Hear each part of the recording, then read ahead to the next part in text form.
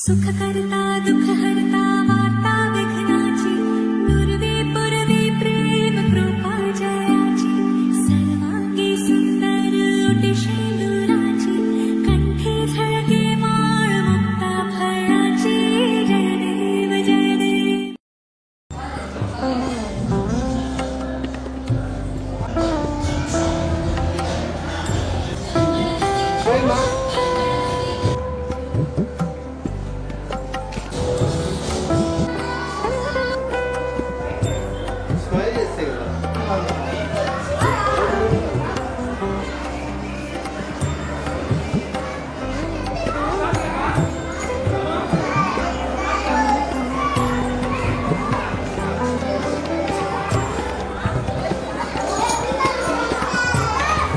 Participate చేస్తే అబ్బాయి third క్లాసే 27 స్కూళ్ళు ఒక పాఠశాలకి మినిమం 25 నుంచి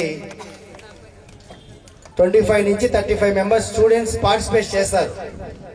అలా చేసి క్యాలిక్యులేట్ చేసుకొని దగ్గర ఒక 450 మెంబర్స్ పార్టిసిపేట్ చేస్తే ఆ పార్టిసిపేషన్లో టాప్ 2 మెంబర్స్ సెలెక్ట్ అయ్యారు. ఒకటి విన్నర్ అనేది తిరుపతిలో స్కూల్కి వచ్చింది, అంటే టౌన్లో ఉన్నటువంటి స్కూల్కి వచ్చింది. రన్నర్గా ఈ అబ్బాయి సెలెక్టెడ్. క్లాస్ కొట్టాను ఒకసారి. రన్నర్గా సెలెక్ట్ అయ్యి మన పాఠశాలకి పేరు తెచ్చినటువంటి హేమసాగర్కి ఒకసారి క్లాస్ కొట్టండి. Very good. అదేవిధంగా మీరు కూడా నెక్స్ట్ రాబోయే సంవత్సరాల్లో అబాకస్ బాగా నేర్చుకొని అలా పార్టిసిపేట్ చేసేటువంటి పరిస్థితికి వెళ్ళే విధంగా మీరు డెవలప్ అవ్వాలని కోరుకుంటున్నాను. నెక్స్ట్ థింగ్, ఈ సంవత్సరము నిర్వహించినటువంటి నవోదయ పరీక్షల్లో ఈ నవోదయ గురించి పేరెంట్స్ బ్రీఫ్గా ఒక 2 నిమిషాలు చెప్తాను. నవోదయ అంటే సెంట్రల్ గవర్నమెంట్ నిర్వహణలో నిర్వహించేటువంటి పాఠశాల. ఫర్ ఎగ్జాంపుల్ రాజశేఖర రెడ్డి వచ్చినప్పుడు టైంలో ఏం చేశారు, 888 అనే ఒక కోర్స్ పెట్టారు. 10th క్లాస్ అయిన విద్యార్థులు ఎగ్జామ్ కండక్ట్ చేసి 888 అనే ఎగ్జామ్ కండక్ట్ చేసి దాంట్లో సెలెక్ట్ అయిన విద్యార్థులకి వాళ్ళకి ఇంటర్మీడియట్ పూర్తిగా బీటెక్ పూర్తిగా వాళ్ళకి ఫ్రీగా ఎడ్యుకేషన్ ఇచ్చి తర్వాత వాళ్ళ జాబ్ సోర్స్ కూడా వచ్చే విధంగా ఏర్పాటు చేశారనమాట. అదేవిధంగా కొన్ని సంవత్సరాలు దాదాపు ఒక 35 సంవత్సరాలుగా నవోదయ అనేది సెంట్రల్ గవర్నమెంట్ ప్రవేశపెట్టింది అనమాట. కానీ దాని ప్రత్యేకత ఏంటంటే ఒక జిల్లాకి 80 సీట్లు మాత్రమే ఉంటాయి. ఇప్పుడు మన చిత్తూరు జిల్లా తిరుపతి జిల్లా ఇప్పుడు డివైడ్ అయింది. ముందు తిరుపతి చిత్తూరు కలిపితే ఒక జిల్లా ఉండింది కాబట్టి ఒక జిల్లాకి 80 సీట్లు. అప్పట్లో ఎంతమంది రాసేవాళ్ళంటే దాదాపు 54,000 53,000 సంవత్సరానికి విద్యార్థులు ఆ ఎగ్జామ్ రాసేవాళ్ళు. రాస్తే ఓన్లీ 80 సీట్లు మాత్రమే ఉంటాయి కాబట్టి 80 మంది విద్యార్థులు మాత్రమే సెలెక్ట్ అయ్యేవారు. అదేవిధంగా జిల్లాలుగా విభజన జరిగిన తర్వాత ఈ యొక్క విద్యా సంవత్సరంలో దగ్గరగా 24,600 మంది సుమారుగా విద్యార్థులు రాస్తే ఆ విద్యార్థుల్లో మన పాఠశాల నుంచి ఒక విద్యార్థికి ఆ సీటు పొందడం అనేది జరిగింది. సో 5th క్లాస్లో మన స్కూల్లో నవోదయలో సెలెక్ట్ అయినటువంటి విద్యార్థి స్టాండప్ రానన్నా.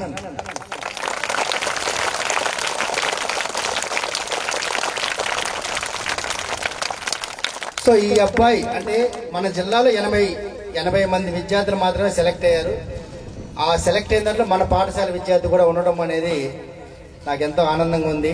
దీనికి సహకరించినటువంటి ఉపాధ్యాయులకు కానీ తల్లిదండ్రులకు కానీ పాఠశాల నిర్వహిస్తున్న పాఠశాల మెయింటెనెన్స్ అందరికి కూడా సరే నా హృదయపూర్వక ధన్యవాదాలు తెలుపుతున్నాను. ఈ అబ్బాయి యొక్క భవిష్యత్తు ఎలా ఉంటుంది అంటే ఫర్ ఎగ్జాంపుల్ మీకు చెప్తాను మేడం. ఎందుకు చెప్తున్నా అంటే ఇప్పుడు కొంచెం టైం అనేది మనకు ఉంది. సో ఆ టైం వేస్ట్ కాకుండా నవోదయ అంటే ఏంది, నవోదయ అంటే ఆ కోచింగ్ తీసుకోవడం వల్ల ఉన్న బెనిఫిట్ ఏంటంటే 7th క్లాస్లో ఉన్నటువంటి మ్యాథమెటిక్స్ సబ్జెక్ట్ని 5వ క్లాస్లోనే అభ్యసిస్తారు. ఆ ఎగ్జామ్ ఎంట్రన్స్ ఇంగ్లీష్లో కన్నా రాయిపించేట్టుగా ఉంటే పారాగ్రాఫ్ చదివి ఒక ఇంగ్లీష్ పారాగ్రాఫ్ చదివి దాన్ని అర్థం చేసుకొని దాని మీద ఇచ్చినటువంటి క్వశ్చన్ అండ్ ఆన్సర్స్ రాసే స్థాయికి ఎదుగుతారు. అదేవిధంగా ఇక్కడ చదువుకున్న అందరూ వచ్చున్నారు కాబట్టి మనం బీఈడీ కానీ గ్రూప్స్ కానీ గవర్నమెంట్ జాబ్ రాసినప్పుడు ఈ మెంటల్ ఎబిలిటీ అనేది ఒక సబ్జెక్ట్ వస్తుంది. ఏది మన పోలీసు కానీ కానిస్టేబుల్ కానీ లేదా టీచర్స్ పరంగా ఇంకొక గవర్నమెంట్ జాబ్ రాసినప్పుడు మెంటల్ ఎబిలిటీ అనే సబ్జెక్ట్ వస్తుంది. ఆ సబ్జెక్టు 5th క్లాస్లోనే నేర్చుకుంటారు అనమాట. ఆ కోచింగ్ మన పిల్లలకి ఇవ్వడం వల్ల బెనిఫిట్ ఏంద్రా అంటే 7th క్లాస్లో ఉన్నటువంటి మ్యాథ్స్ ఒక పారాగ్రాఫ్ చదివి అర్థం చేసుకోండి. ఒక పారాగ్రాఫ్ చదివి నాలెడ్జ్ ఎప్పుడు వస్తుంది పిల్లవాడికి? ఒక 8th క్లాస్ 9th క్లాస్లో వస్తుంది. So 8th class 9th class రేంజ్లో వస్తుంది. అలాంటిది 5th క్లాస్లోనే అట్లా డెవలప్ అవ్వడం జరుగుతుంది.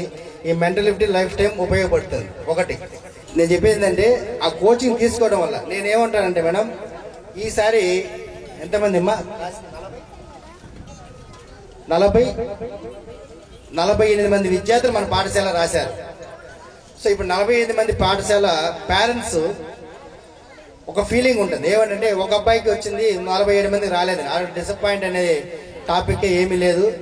ఎందుకంటే పిల్లవాడు మ్యాథ్స్లో ప్రావీణ్యత పొందుతాడు, పిల్లవాడు ఇంగ్లీష్లో ప్రావీణ్యత పొందుతాడు, మెంటల్ ఎబిలిటీ సబ్జెక్ట్ నేర్చుకుంటాడు. ఇది ఎక్కడ ఉపయోగపడుతుంది? మన 6th క్లాస్లో ఐఐటి కోర్స్ పెడతాం కదా, ఈ ఫౌండేషన్ అంతా అక్కడ ఉపయోగపడుతుంది. ఒకటి ఇప్పుడు సెలెక్ట్ అయిన విద్యార్థి గురించి చెప్తాం. 6th క్లాస్ ఒక సంవత్సరానికి ఈ నవోదయ ద్వారా 1,50,000 రూపాయలు గవర్నమెంట్ పెడుతుంది. ఏ క్లాస్ వరకు పెడుతుంది? 6th నుంచి ఇంటర్మీడియట్ దాకా ఫ్రీ ఆఫ్ ఎడ్యుకేషన్ సిబిఎస్ఈ స్కూల్లో ఎడ్యుకేషన్ అనేది ఆ అబ్బాయి కొనసాగుతుంది. ఇంటర్మీడియట్లో ఒక ఎంట్రన్స్ రాస్తారు. ఎలా అంటే మనం ఎలాగైతే ఏపీఆర్ చేసి పాలిటెక్నిక్ ఎలా రాస్తామో అదేవిధంగా నవోదయలో చదివేటటువంటి విద్యార్థులకి ఆ ఎంట్రన్స్ ఎగ్జామ్ పెడతారు. సో ఆ ఎంట్రన్స్ ఎగ్జామ్ రాసి క్వాలిఫై అయితే జాబ్ వచ్చేదాకా, అది డాక్టర్ చదవచ్చు, ఇంజనీర్ చదవచ్చు, ఆ జాబ్ వచ్చేటప్పుడు వరకు సరే ఆ విద్యార్థికి ఫ్రీ ఎడ్యుకేషన్ అనేది ఉంటుందన్నమాట. సో అది ఒక పాయింట్. అయితే 1,50,000 లెక్కన 7 సంవత్సరాలు మీరు క్యాలిక్యులేట్ చేసుకోండి. 10.5 లక్షల దాకా గవర్నమెంట్ ద్వారా ఫ్రీగా పొంది ఆ అబ్బాయి చదివేటువంటి అవకాశము ఉంటుంది. సో ఈ నవోదయ కోచింగ్కి మనం ఎలాంటి ఫీజు బేర్ చేయట్లేదు. మన పాఠశాలలో ఏ విద్యార్థులకైనా అంటే నవోదయ కోచింగ్ ఇచ్చిన దానికి కానీ మంచి చెడ్డ కానీ దానికి ఎలాంటి ఫీజు కూడా మనము కట్టించుకోము. మన ఆలోచన ఎలా ఉంటుందంటే ఉన్న విద్యార్థులందరికీ సబ్జెక్ట్ నాలెడ్జ్ పెరిగితే రేపు రాబోయే భవిష్యత్తులో ఆ సబ్జెక్టు వాళ్ళకి బాగా ఉపయోగపడుతుంది కాబట్టి ఈ కోచింగ్ ఇవ్వడం అనేది జరుగుతుంది. అలా కాకుండా ఒక విద్యార్థిని తీసుకెళ్ళి ఈ యొక్క సిబిఎస్ సిలబస్ ఉన్నటువంటి పాఠశాలలో జాయిన్ చేద్దాం అనుకుందాం. ఇప్పుడు ఇదే విద్యార్థిని సిబిఎస్ఈ ఉన్నటువంటి పాఠశాల ప్రైవేట్గా జాయిన్ చేస్తే ఒక సంవత్సరానికి వాళ్ళు తీసుకునేటువంటి ఫీజు 2.5 లక్షల నుంచి 4 లక్షల దాకా ఉంటుంది. ఇప్పుడు అకార్డు స్కూల్ అంటారు. అకార్డులో సిబిఎస్ఈ స్కూల్ ఉన్నాయి, అంటే తిరుపతిలో ఉన్నటువంటి స్కూల్లో. అట్లా కొన్ని స్కూల్ సిబిఎస్ఈ ఉన్న స్కూల్లో ఈ విద్యార్థికి మనం ప్రైవేట్గా అడ్మిషన్ తీసుకోవాలంటే మినిమము 2.5 లక్షల నుంచి 4 లక్షల దాకా ఒక సంవత్సరానికి ఖర్చు అవుతుంది. సో ఈ నవోదయ అనే విషయాన్ని అవగాహన చేసుకొని మీ పిల్లలు ఒక 3rd క్లాస్ నుంచో అంటే ఏ క్లాస్ అయినా చదువుతుండొచ్చు. ఇప్పుడు ఇచ్చినటువంటి అందరూ కూడా యూకేజీ విద్యార్థుల తల్లిదండ్రులు మాత్రమే ఇప్పుడు హాజరయ్యారు. సాయంత్రము సాంస్కృతిక కార్యక్రమాలు జరుగుతాయి కాబట్టి ఓవరాల్ పేరెంట్స్ అందరూ వస్తారు. మీరు ప్లాన్ చేసుకోవాల్సిన విధానం ఏంటంటే ఒక 3rd వచ్చినప్పటి నుంచి 4th నుంచి 5th అప్పటి నుంచి కూడా సరే మీ పిల్లల గురించి ఒకసారి కన్సల్ట్ టీచర్స్ని కలవడం, ఈ యొక్క నవోదయ అంటే ఏంది దాని గురించి మీరు పూర్తిగా అవగాహన చేసుకోవడము, మీ పిల్లలకు ర్యాంక్ వచ్చేదానికి ఎలాంటి క్లాసులు మనం ఇప్పించుకోవాలి పాఠశాల కానీ ఇంటికాడ కానీ ఎలా మనం చేయించుకునే విషయం కూడా మీరు ఇప్పటి నుంచి కొంచెం అబ్జర్వేషన్లో పెట్టుకుంటే మీ పిల్లలు కూడా ఇదే స్థాయిలో ర్యాంకులు సాధించుకుని నవోదయ సెలెక్ట్ అని మరి కోరుకుంటున్నాను. +55 -9 తీసుకొచ్చేసి 90. Very good. Next 33 +5 +1 -4 35. Very good. Next 99 -40 +50 -50. Answer 9. Very good. Next, take position. Close your eyes. 45 plus 4 minus 5 minus 4. 40. Very good. Next. 55 minus 5 plus 5 plus 4. Vamshi 59. Take position. Close your eyes. 66 minus 6 plus 4. 64. Very good. Next problem. Close your eyes. Plus 55 plus 40 minus 5. Answer 90. Very good. Next problem. Take position. Close your eyes. 42 plus 2 plus 5 minus 4. 45. Close your eyes. Next problem. Take position. 55 minus 5 plus 4 plus 5. 59. Close your eyes. Position. 99 minus 90 minus 5.